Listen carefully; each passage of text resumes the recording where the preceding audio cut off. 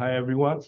Today we talk about no analog combiner, true-time delay-based hybrid recording for multi-user sub-terahertz communication.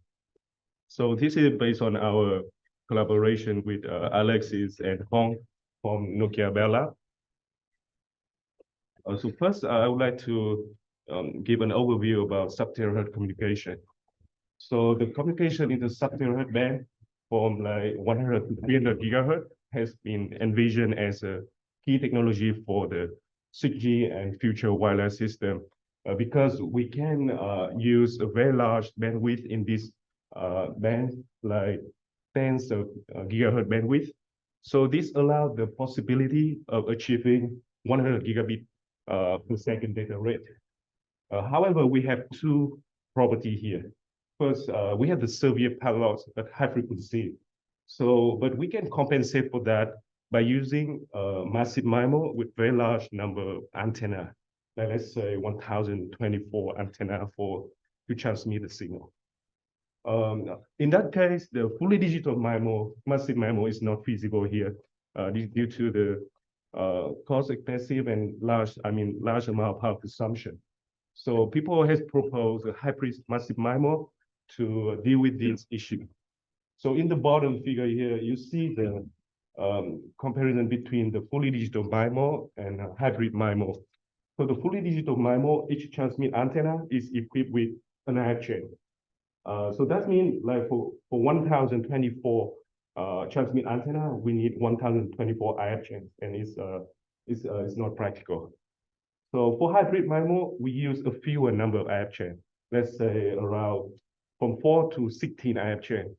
But we need another layer of phase shifter in the analog domain to transmit the signal.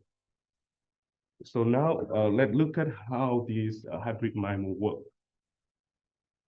So on the left-hand side figure, you see a hybrid massive MIMO system communicate with a mobile device. And the left-hand side figure here, the hybrid MIMO operate at narrow band. And to do that, to communicate with the mobile device, the phase shifter layer or the analog domain will perform the phase shifter precoder to create the beam, to do the beam forming. And the digital, the baseband processing layer will do the digital precoder, for example, to do power allocation. Then in the narrowband system, the hybrid MIMO will see all the beam to the mobile device. For example, here we have like K beam from the frequency F1 to the Fk, and you can see they are steered to the direction of the mobile device. And in that case, we can communicate with a high data rate. But when we move to the wideband system, let's say the sub-terahertz system, the beam are squinted away from the mobile device. This is due to the large bandwidth and the large number of transmit antenna. So, and you see, and all the beam are squinted away from the mobile device. There's no communication at all here, even though we use very large number of antenna for transmission. So the question is how to compensate for the beam screen. To do that, people has been looking at the true-time delay-based hybrid precoding. So compared to the phase shifter-based hybrid precoding, this true-time delay-based hybrid precoding had another layer of true-time delay that's inserted between the baseband processing and the phase shifter layer. And you can see in this left-hand side figure. And for quick overview, we can think about true-time delays and phase shifter has a different life. The phase shifter will create the same phase rotation in the frequency domain, but the true-time delay will create the frequency-dependent phase rotation. You can see on the right-hand side figure. So that means the true-time delay allow us to create the frequency-dependent analog precoder or beamformer. But true-time delay consumes more power than phase shifter. So this architecture has been studied in 2022, but they have a drawback that they use a large number of analog combiners. So the reason why they use analog combiner is they want to combine the signal from each IF chain to every antenna. That means each IF chain here use the whole transmit array, the whole antenna array to transmit the signal. This analog combiner cause the complexity in hardware, and it also has huge power loss, like approximately 1 dB per combiner.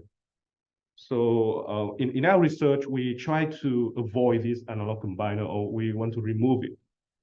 So for that, we propose this architecture. So this is, we call it no analog combiner, two-time delay-based hybrid precoding.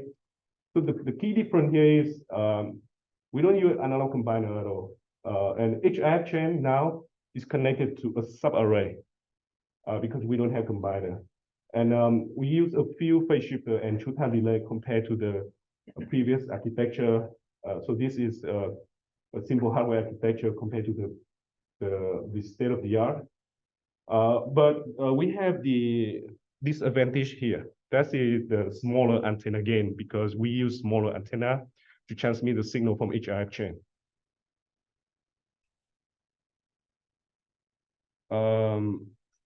For that, we have a system, we consider a system with n distributed user. You can see on the right-hand side figure. And here we assume that the number of user n is smaller than or equal to the number of IF chain or the number of sub-arrays.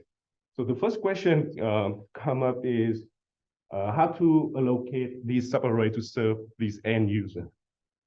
So for that, we first look at our signal model. Here we have the received signal of the end user. It's given by the sum of the transmit symbol, the first term on the right side equation, and the middle term is the inter-user interference, and the last term is the channel noise. So in this equation, every term depends on the frequency, except the phase shifter precorder F1 here, because as I mentioned previously, the phase shifter creates frequency independent phase rotation. That means it's constant for all frequency.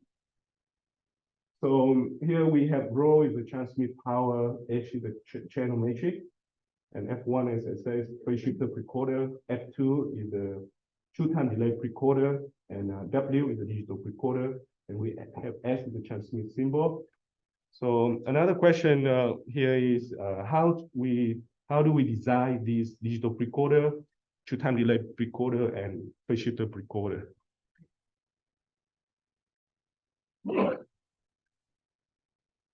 So here's our problem formulation. So here we look at the fairness metric in a multi-user system. That means we want to provide uniform quality of service among all users. So for that, we propose the problem of maximizing the minimum achievable rate.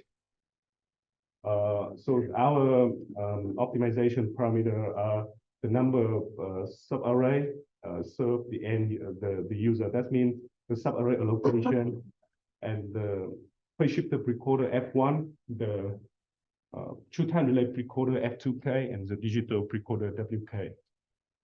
So we have 4 constraints here. The first constraint is the total number of sub-array constraint, which equal to the number of IF chain. The second constraint is the constant modulus constraint on of the analog precorder, I mean the phase shifter precorder. And the third constraint is the normalized transmit power. And the last constraint is the discrete two-time delay values. So this constraint is not addressed in the previous work. So in the previous work, they assume continuous two-time delay value to design the precorder. But in practice, these two-time delay value, they are discrete, and they have the resolution tau and the quantization level Q. So this problem is a non-convex problem due to this non-convex constraint. So it's a challenge to solve directly. And we propose to solve 2 sub-problems. The first sub-problem is the sub-array allocation while fixing the precorder. The second sub-problem is we want to join phase shifter and true time delay precoder optimization. And after we solve these two problems, the digital precoder can be designed by the standard approach like SVD, single value decomposition, digital precoder. So we only care about these two sub-problems. For subarray allocation, so the idea is by some relaxation, we can show that maximizing the minimum achievable rate is equivalent to maximizing the minimum term, as you can see in this optimization problem. So here we have the alpha tilde is represent the channel gain at the UE end, and the cardinality of Sn is the number of subarray that we use to serve the user end. And we have the constraint as the total number of subarray equal to the number of IF chain. So this problem is discrete problem. So it's a combinatoric problem. So it's difficult to solve directly as well. So we propose to relax it to the continuous domain and solve it approximately. Then we can characterize the closed form solution, as you can see in this bottom equation. So here the meaning is that to provide a uniform quality of service to UE, we will allocate more subarray to the UE that have the weak channel gain and reverse. Then now we look at the joint delay and phase optimization problem to design the phase shifter precoder and true time delay precoder. So to design these two precoders, we propose to approximate them. Approximate their product with the ideal analog precoder. So the ideal analog precoder you can see in this equation is the U vector is maximize the array gain of the system. So basically, it is the array response vector. And so we have two constraints. The first constraint is the constant modulus constraint in the analog domain, and the second constraint is the discrete true time delay value constraint. And this problem is difficult to solve directly due to this discrete constraint and constant modulus constraint. So we propose an alternating optimization algorithm to solve it iteratively. So we first solve the optimal phase shifter precoder while fixing the true time delay precoder.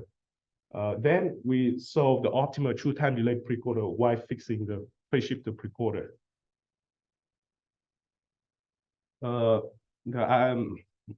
Then here is our setting for to validate our approach. We have we consider a system with the central carrier frequency is 300 gigahertz and the bandwidth is 30 gigahertz, and we have the number of subcarrier is 1025, and we have 4 UE user equipment, and we in the transmitter side we have 16 IF chain. That means we have 16 subarrays, and each IF chain here is connected to 16 true time delay device, and we have 1024 transmit antenna at the transmitter side, and we consider the quantization level for true time delay 400, and its resolution is 4 picosecond. Now we look at the subarray gain performance first.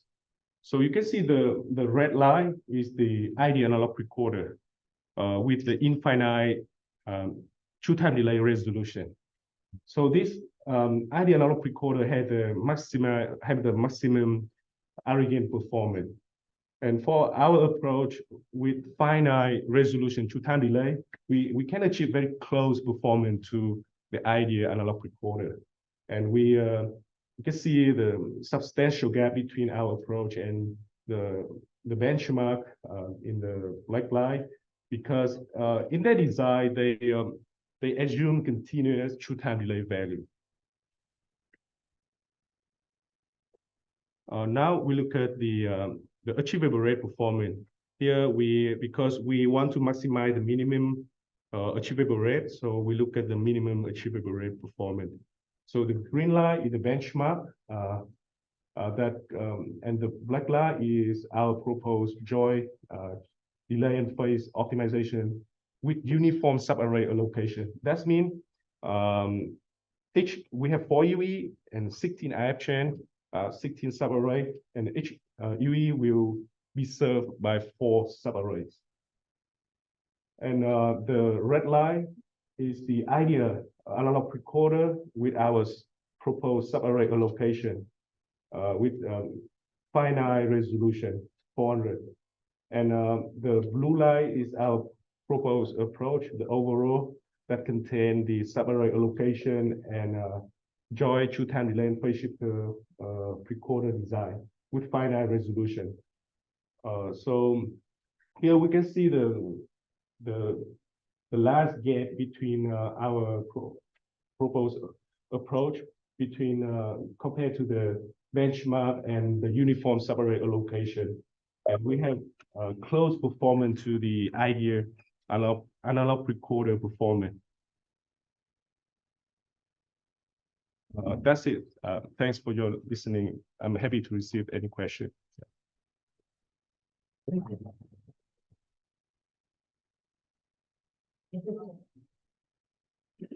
Any questions from audience? Yes. In these types of studies, there's an antenna.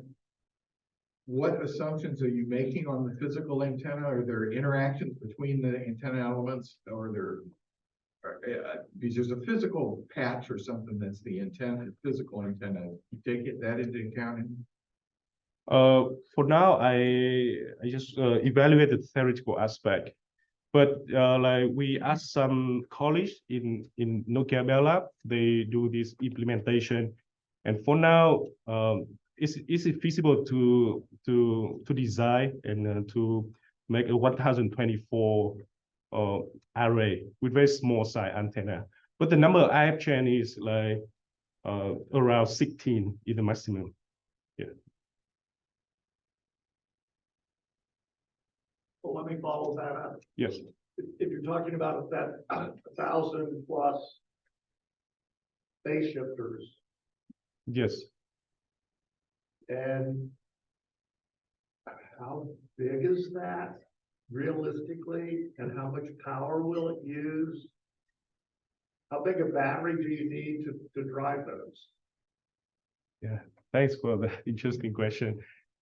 Yeah, that's why we haven't yet covered that part, but yeah, for our expansion of this work, we definitely cover that bio budget and the size and the physical aspect of this antenna array.